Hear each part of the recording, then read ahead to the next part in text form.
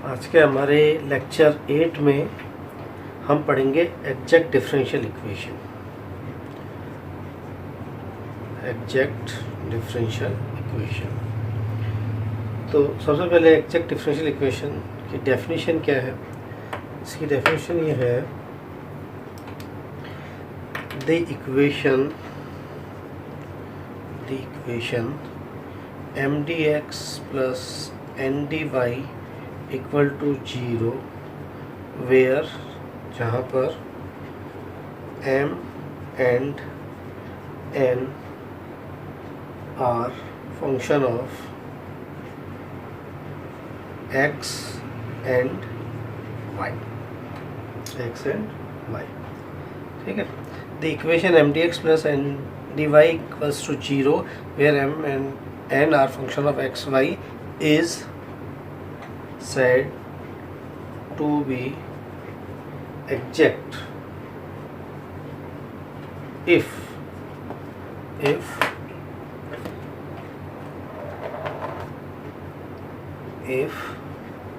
mdx plus ndy equal to 0, mdx plus ndy is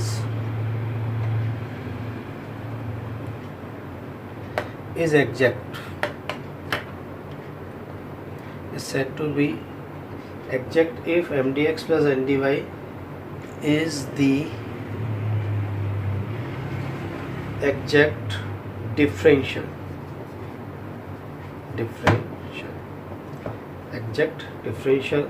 of function of x and y, that is, इसका मतलब क्या हो गया, that is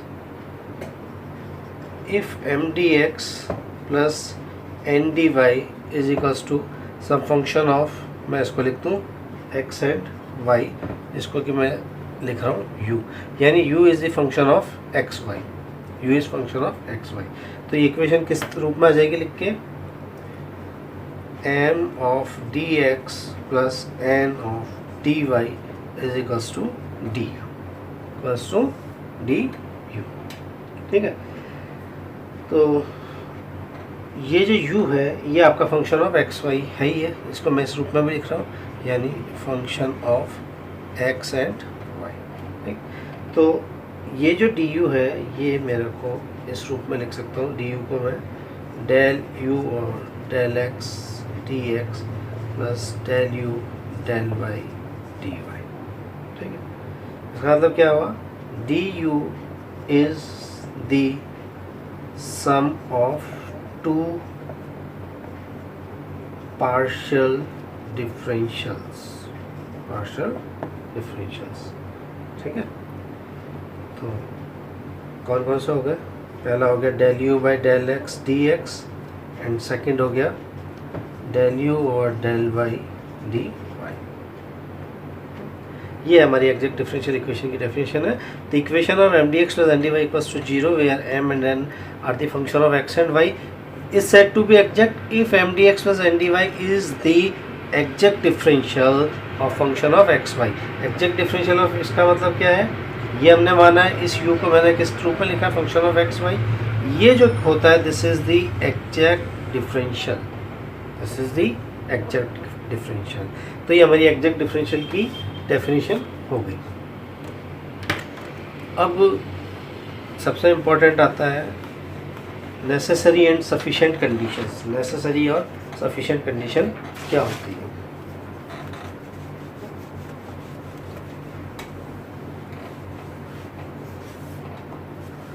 necessary and sufficient conditions,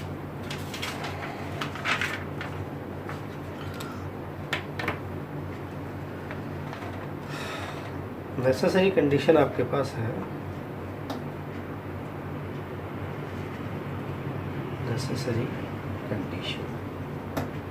necessary condition है कि del M over del Y equals to del M over del x.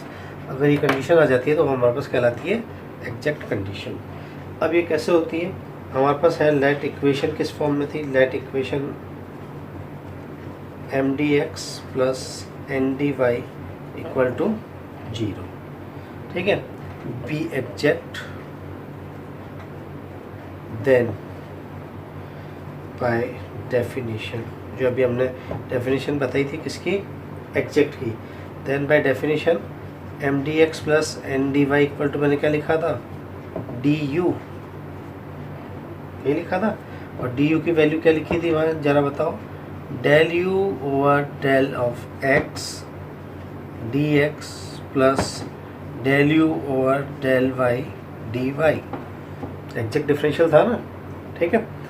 अब ये चीज़ आपके पास क्या आ रहा है, इसमें मैं कंपेयर करता हूँ मेरे कोफिशिएंट डी एक्स को, डी एक्स के कोफिशिएंट को अगर कंपेयर करता हूँ तो मेरे पास पहला क्या आ जाएगा, capital m equals to del u over del x, ठीक है। Now compare coefficient of D y, तो यहाँ से मेरे पास क्या आ जाएगा, एन इक्वल टू कितना आ गया, del u over del of y, ठीक है। और हम पार्शियल में जानते हैं कि del u over del x del y is equals to del two u over del of y del x equal होता है। तो इसका मतलब इक्वेशन नंबर इसको मैं पार्शियली डिफ्रेंशिएट करूँ विद रिस्पेक्ट टू वाई, यानी डेल बाय डेल वाई से मैंने इधर किया और डेल बाय डेल वाई से मैंने इधर किया, तो ये इक्वेशन क्या बन के आएगी, del M over del Y equals to D two you by D x D Y, and similarly with respect to से del by del of X करूँगा, ठीक है। तो यहाँ भी डेल ऑफ डेल एक्स करूँगा, तो ये बन के आएगा del n over del x equals to D two you by D x D y, sorry d y d x जो भी है।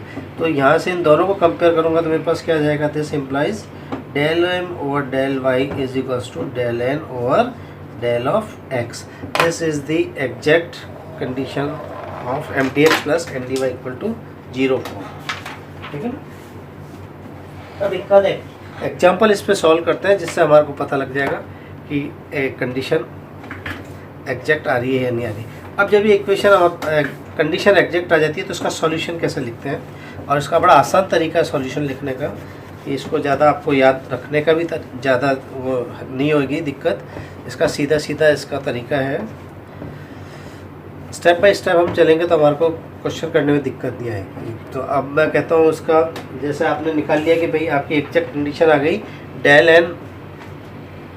M over del Y equals to del n over del x आपके पास आ गया, यानी equation जो है is exact. पहले हमें एग्जैक्टनेस कंडीशन मालूम करनी पड़ेगी, देन सॉल्यूशन क्या हो जाएगा, सॉल्यूशन आपके पास हो जाएगा m of d x, y constant रखते हुए हमें करना है, वाई कांस्टेंट रखते हुए, plus terms not contain in इसमें आएगा आपके पास जो n की जो टर्म्स है उसमें इंटीग्रल जो हम करेंगे वो आपके पास आएगा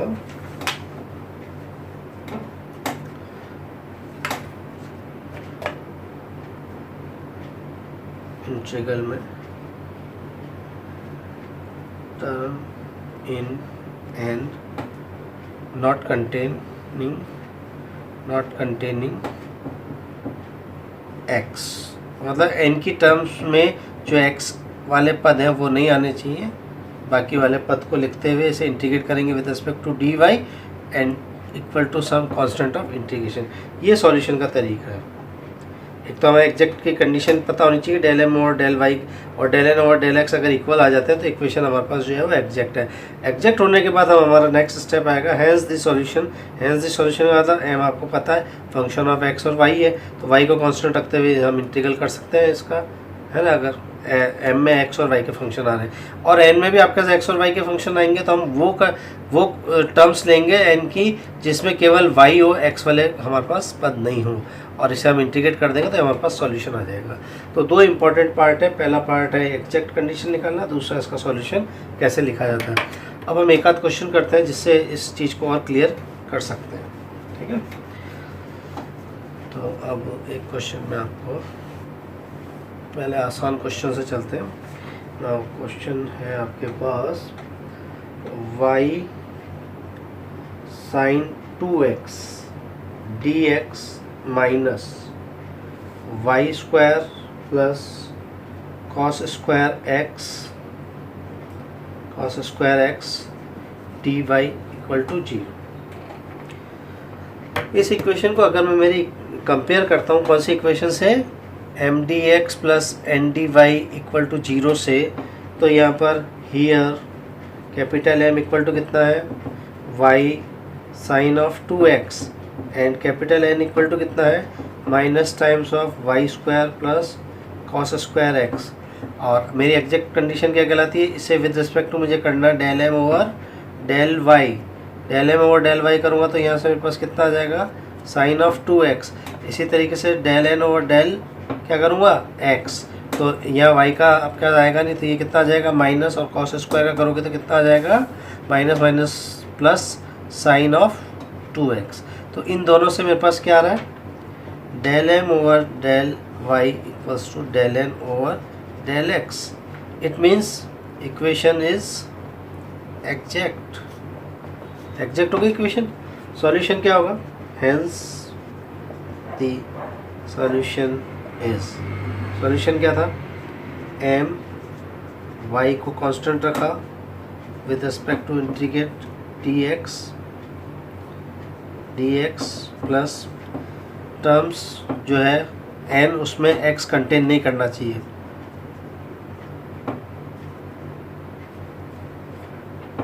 terms in n not containing x, और ये डिफरेंशिएट है with respect to y and some constant of integration.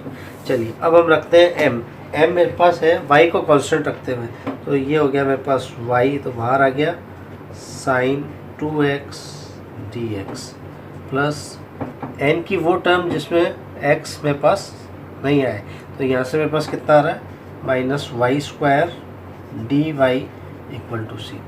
देखिए ये टर्म मेरे को नहीं लेनी क्योंकि इसमें x आ रहा है, ठीक है, तो ये टर्म नहीं आएगी क्योंकि ये n है ना मेरे पास, ये रहा n, इसमें ये टर्म नहीं लूँगा तो ये आ जाएगा माइनस वाई स्क्वायर। इसमें y को मैंने कांस्टेंट की तरह बाहर निकाल लिया, और ये अब इसको मैं इंटीग्रेट कर देता हूँ। अब जब इससे इंटीग्रेट करूँगा तो मेरे पास क्या टर्म आएगी, पहला वाला जब मैं करूँगा तो ये आ जाएगा y साइन का हो जाएगा माइनस का cos of 2x upon 2 plus minus y cube upon 3 is equal to some constant of integration. आप इसमें से माइनस कॉमन लेके कर सकते हो, ये हो जाएगा आपके पास y cos 2x 3y cos 2x plus 2y cube is equals to minus का 6 of c। This is the required solution, this is the required solution, ठीक है। अब ये तो आपके पास डायरेक्ट मैंने लिख दिया था m d x plus n d y वाली फॉर्म में, है ना। कुछ क्वेश्चन में ऐसा होगा जब आपको इसको अपने स्टैंडर्ड फॉर्म में बनाना पड़ेगा एंड देन चेक करना पड़ेगा इक्वेशन एग्जैक्ट है या नहीं है। चलिए एक आध क्वेश्चन वैसा भी कर लेते हैं जिसमें कि आपके पास एग्जैक्ट तो खैर चेक करेंगे हम कंडीशन, लेकिन क्वेश्चन जो है वो आपको डायरेक्ट फॉर्म में नहीं दिया हुआ है। जैसे ये क्वेश्चन बहुत अच्छा है,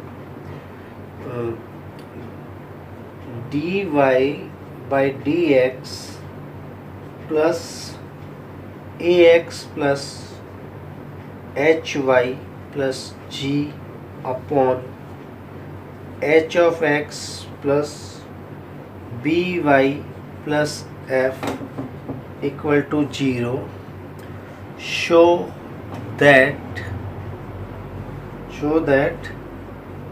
this differential equation represent a family of conics, शंकु के कुल को प्रदर्शित करती है ये डिफरेंशियल इक्वेशन। हमें ये बताना है, तो सबसे पहले हमें ये पता हो कि किसी भी शंकु के कुल का स्टैंडर्ड इक्वेशन क्या होता है, यानी general equation of second degree. 2D में हमने पढ़ा है general equation of second degree, बहुत स्टैंडर्ड है। ये हमारे पास होता है ax स्क्वायर प्लस 2, यहाँ पर क्या आता है twice of h x y, twice of h x Y plus B Y square plus 2 times of g x plus 2 times of f y plus c equal to 0. A x square b Y square twice times of 2hxy 2gx 2fy plus c equal to 0. This is the general equation of second degree. ठीक है, जो कि family of conics भी represent करता है. इसमें से कोई भी आपका फैमिली ऑफ कॉनिक्स का मतलब है किसी भी तरह का आपका कॉनिक्स आ जाएगा, जो भी शांका आपके पास आएंगे. ठीक है, तो हम जब इसको सॉल्व करेंगे तो हमारे पास ये चीज़ आनी चाहिए. कह रहा ना कि सिद्ध कीजिए कि ये डिफरेंशियल इक्वेशन जो है वो फैमिली ऑफ कॉनिक को रिप्रेजेंट करती है. चलिए, अब हमारी स्टैंडर्ड इक्वेशन में इसको मैं तब्दील करता हूँ. M d x plus n d Y equal to 0 के फॉर्म में मैं इसको लेके आता हूँ. तो अगर मैं इसको लेके आऊँगा तो मैं इसको क्रॉस मल्टीप्लाई करूँगा तो ये हो जाएगा A x plus H of Y plus G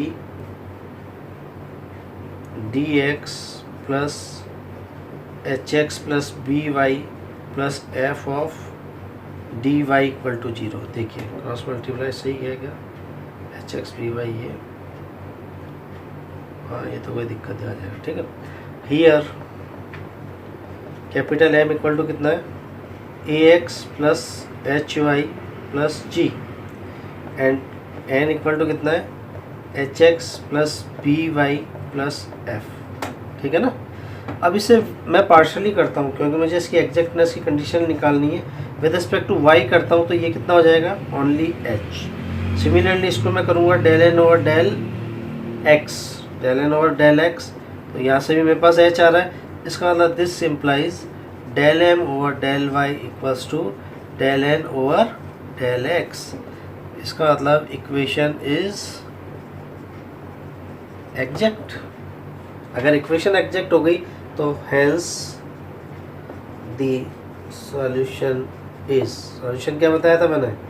M d x, n को कांस्टेंट रखना है प्लस एन की वो टर्म्स लिखनी है जिसमें एक्स नहीं हो, यानी एन की वो terms in N not containing X. ये याद रख लीजिए आप, terms in N not containing X. और ये डिफरेंशिएट इंटीग्रेट हो जाएगा with respect to D Y plus some constant of integration. चलिए, एन को कांस्टेंट रखते हुए मुझे एम मेरे पास क्या है? A x plus H Y plus G और ये इंटीग्रल हो जाएगा डी एक्स प्लस टर्म्स जिसमें X not containing x. Not containing x का मतलब कितना हो जाएगा? ये वाली टर्म इसमें से हट जाएगी, एच एक्स वाली टर्म इसमें से हट जाएगी. तो क्या क्या टर्म बचेगी? बची हुई b Y plus F of D Y equal to C1, constant C1 मैंने यहाँ मान लिया. इंटीग्रेट कर ले, बड़ा आसानी इंटीग्रेट हो जाएगा. ये यहाँ पर थोड़ी लाइट आएगी, मैं इसको ऊपर ले जाता हूँ. चलो यही कर देते हैं. A x square upon 2 plus H x Y plus G x plus B Y square by 2 B Y square by 2 plus F of Y equal to C1. तो ये हो जाएगा A x square plus 2 H Y, LCM ले लें, plus 2 plus B Y square plus 2 equals to minus का 2C1 लिख सकता हूँ इसको. और मेरी स्टैंडर्ड क्या इक्वेशन थी? स्टैंडर्ड इक्वेशन थी ए एक्स स्क्वायर, रीराइट कर दूँ मैं इसको, plus 2 of h x y तो आ ही रहा है. इस बी वाई को मैं इधर ले आता हूँ, बी वाई के पद को, प्लस 2gx प्लस 2fy और ये एक नया कांस्टेंट बना दूँ c equal to 0. This is the equation of conic, hence proved. तो इस टाइप के क्वेश्चंस आपको काफ़ी मिल जाएंगे, किसी भी टेक्स्ट बुक या किसी भी रेफरेंस बुक से लेके आप सॉल्व कर सकते हो. तो मैंने इस क्वेश्चन में क्या किया था, ये इस टाइप से लिखा था. तो सबसे पहले स्टैंडर्ड फॉर्म में लाया. स्टैंडर्ड फॉर्म में लाने के बाद मैंने इसको एग्जैक्टनेस चेक करी, एग्जैक्ट हो गया था तो हेंस द सॉल्यूशन. ये बड़ा इंपॉर्टेंट आपका है स्टेप. जहाँ से आप डायरेक्ट सॉल्यूशन निकाल सकते हो। बस आपको ये शॉर्टकट याद रखना है, m d x y, where n को कांस्टेंट रखते हुए इंटीग्रेट करना है डी एक्स के उस सापेक्ष, और यहाँ इंटीग्रेट करना है एन की उन टर्म्स को लेना है जिसमें एक्स नहीं हो, ठीक है, और with respect to y differentiate कर दो और सम कांस्टेंट ऑफ इंटीग्रेशन उधर आ जाएगा, और इसको इंटीग्रेट कर दीजिए तो ये आपके इस टाइप से एग्जैक्ट डिफरेंशियल इक्वेशंस सॉल्व हो जाएगी। क्वेश्चंस तो इसमें बहुत हैं, आप प्रैक्टिस के हिसाब से किसी भी टेक्स्ट बुक को लेके आप सॉल्व इसको आराम से कर सकते हैं। अब हमारा जो नेक्स्ट लेक्चर होगा, लेक्चर नंबर हमारा 9th होगा, उसमें हम इसी से रिलेटेड एग्जैक्ट डिफरेंशियल इक्वेशन से रिलेटेड, इसमें क्योंकि बहुत सारे क्वेश्चंस हैं जिसमें आपको अलग अलग टाइप के इंटीग्रल्स आ सकते हैं, या इक्वेशन आपके पास एग्जैक्ट हो रही है या नहीं हो रही है। कुछ ऐसी इक्वेशंस भी आएगी जब m d x plus n d Y equal to 0 की फॉर्म बनाई हमने और फिर एग्जैक्टनेस चेक करी और एग्जैक्ट नहीं हो रही है, तो फिर हमें वहाँ एक इंटीग्रेटिंग फैक्टर हम इंट्रोड्यूस करेंगे, यानी हम ऐसा फंक्शन इंट्रोड्यूस करेंगे जिससे उस इक्वेशन को मल्टीप्लाई करने से वो इक्वेशन एग्जैक्ट हो जाए। ठीक है, तो हम हमारे नेक्स्ट चैप्टर में इसी को पढ़ेंगे।